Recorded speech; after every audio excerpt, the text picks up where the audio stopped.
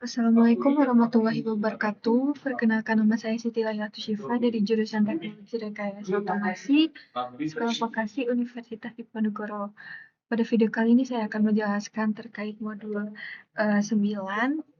Di modul 9 ini terkait modul PLC AI. Oke, lanjut.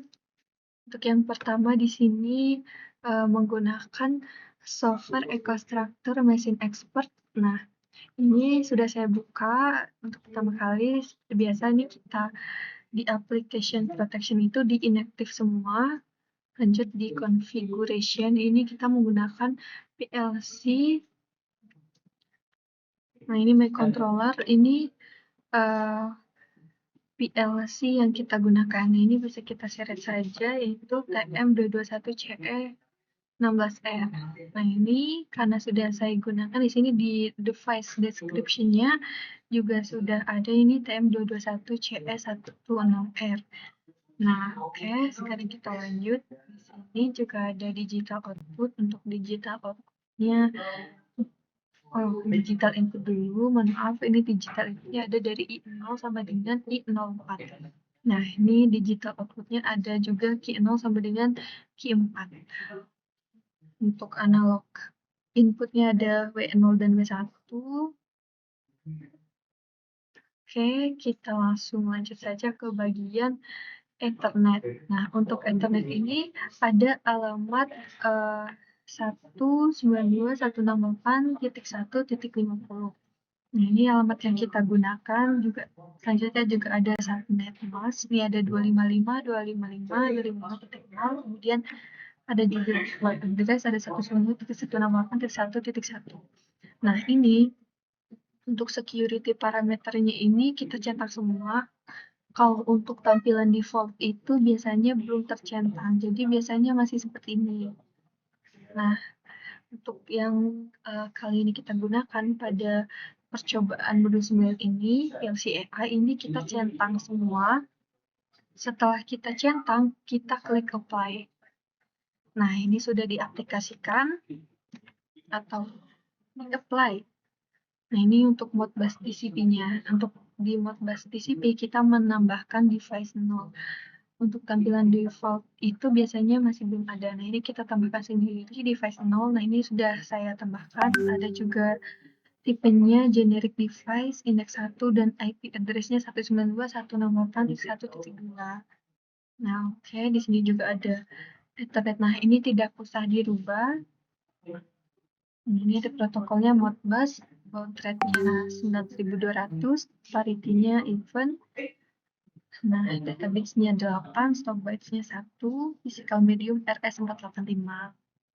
Karena kita di sini itu menggunakan Modbus RS485. Ini device-nya non, kemudian transmission modenya RTU, addressing slave. Nah, ini ada address-nya. Oke, langsung saja kita lanjut ke bagian programming. Ini program yang sudah dibuat. Nah, di sini ada I0.0. Nah, ini ada inputan yang pertama untuk menyalakan M100, kemudian ada inputan yang kedua untuk menyalakan M101, dan yang ketiga I0.2 untuk menyalakan M102, dan juga ini ada input 03 untuk menyalakan M103 dan seterusnya sampai dengan 04 atau inputan yang terakhir di sini untuk menyalakan M104. Nah, ini ada juga M200. Oke, langsung saja kita lanjut. Di sini ada untuk membaca atau write var, dan juga ada mohon maaf untuk write var ini untuk menulis, dan yang selanjutnya juga ada read var untuk membaca. Oke, untuk program seperti ini ada M51, M52, M53, dan M54. Oke, langsung saja setelah programnya selesai, Di sini kita akan melakukan commissioning. Untuk commissioning, kita menggunakan M221 USB. Nah, ini kita klik. Kalau sudah, kita klik login.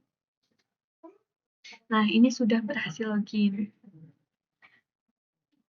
Ini sudah berhasil login ya. Kalau sudah berhasil login, biasanya ciri-ciri ini tidak bisa diklik. Nah, ini sudah tidak bisa diklik. Ini sudah berhasil login. Oke, sekarang kita langsung lanjut ke bagian controllernya. Untuk bagian controller programnya seperti ini.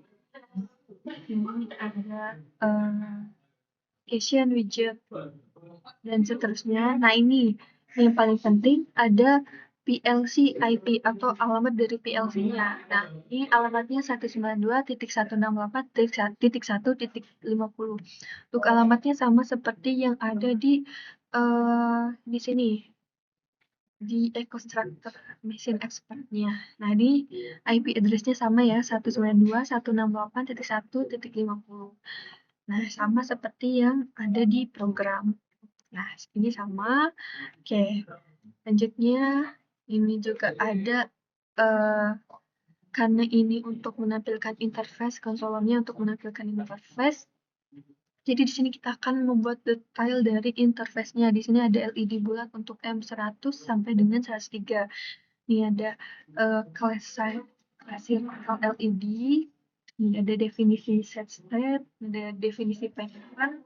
Nah, ini untuk draw label, untuk menggambar label. Kemudian ini draw circle untuk menggambar lingkaran atau sebuah circle. Ini ada 20, 30, min 20, min 20. Oke, ini ada juga tombol klik untuk M200 dan juga M203 sampai dengan M203.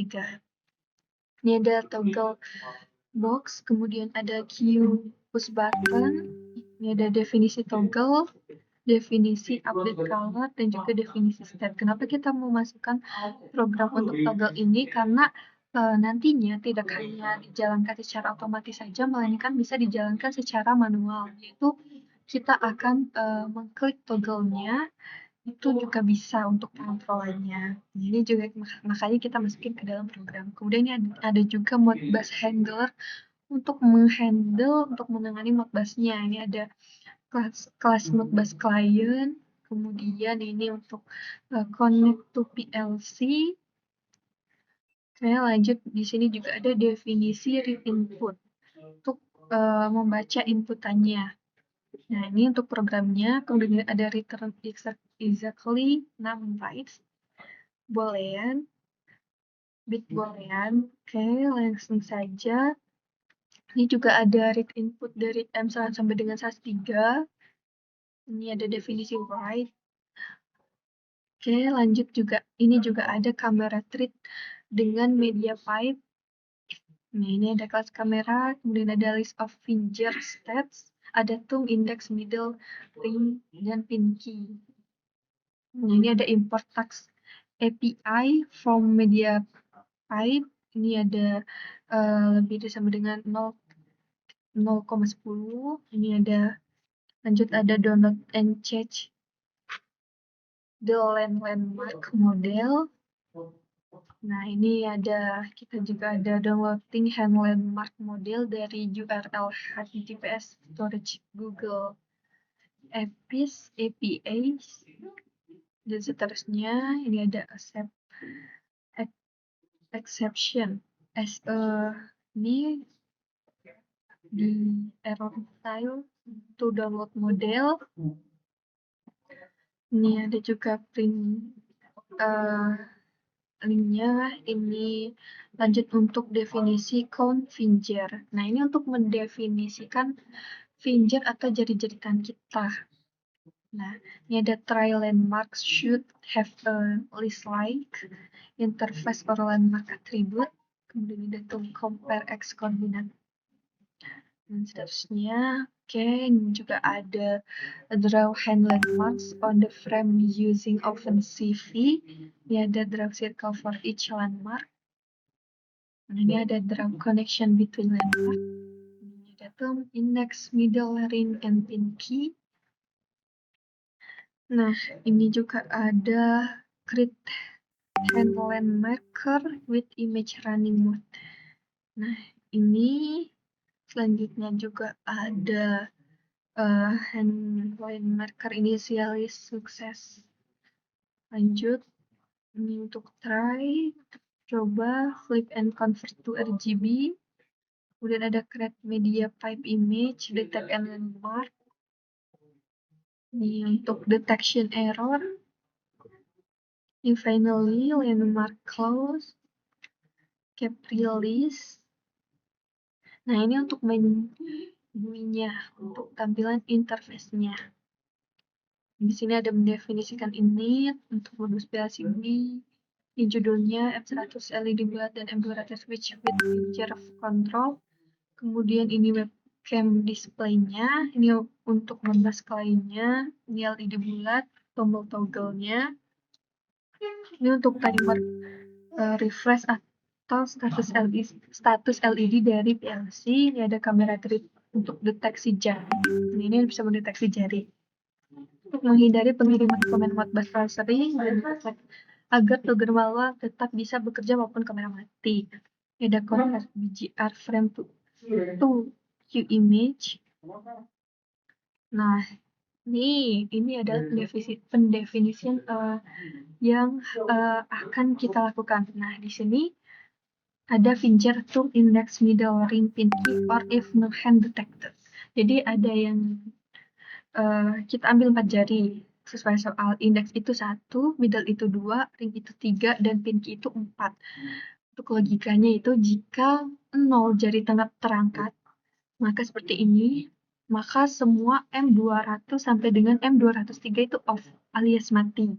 Nah, jika jari tertentu terangkat, M200 misalnya 200 atau M201, M202 atau M203 on sesuai jarinya, yaitu M200 itu 1 jari, M202 itu 2 alias lampu yang menyala juga 2, kemudian M202 yaitu 3 lampu yang menyala, M203 ini 4.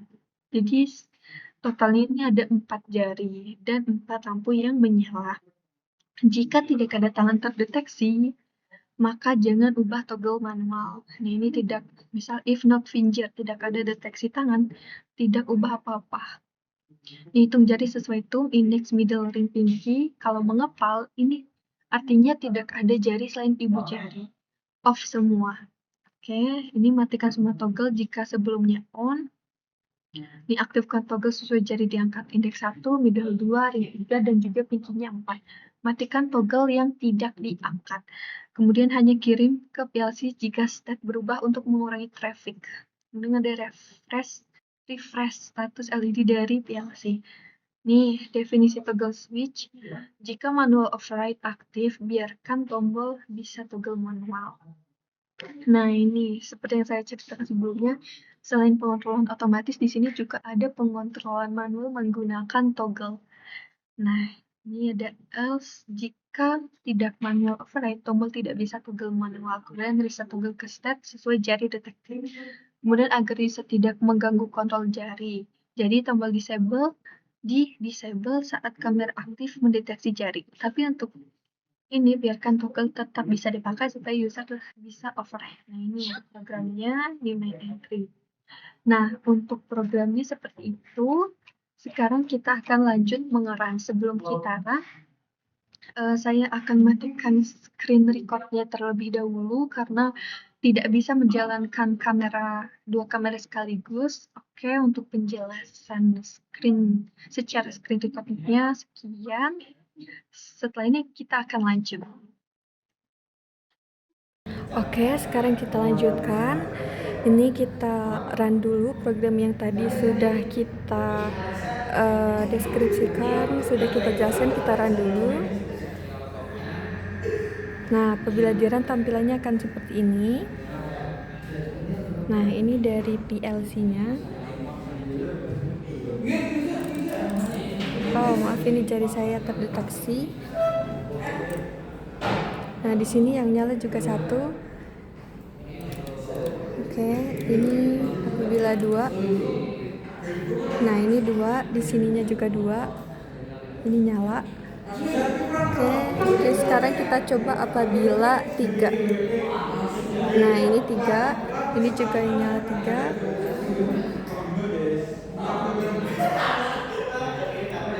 Oh, mohon maaf, tadi tuh yang terbaca ini 4. Oke, sekarang ini yang 3. Nah, ini kan 3. Nah, ini 3. Ini juga 3. Ini kita coba yang 4. Nah, begitu 4 di sini juga akan menyala. Nah, oke, ini kan 4 kan menyala semua. Ketika kita menggenggam, maka akan mati semua. Ini 4 nyala semua, enggak mati semua. 1 yang menyala 1, 2 yang menyala 2, 3, 4. Nah, 5 tidak ada, kita langsung menggenggam, mati. 1, 2, 3, 4. Nah, seperti itu. Nah, ini untuk yang secara otomatis. Untuk secara manual juga bisa. Ini ada toggle-nya untuk menghidupkan. Nih.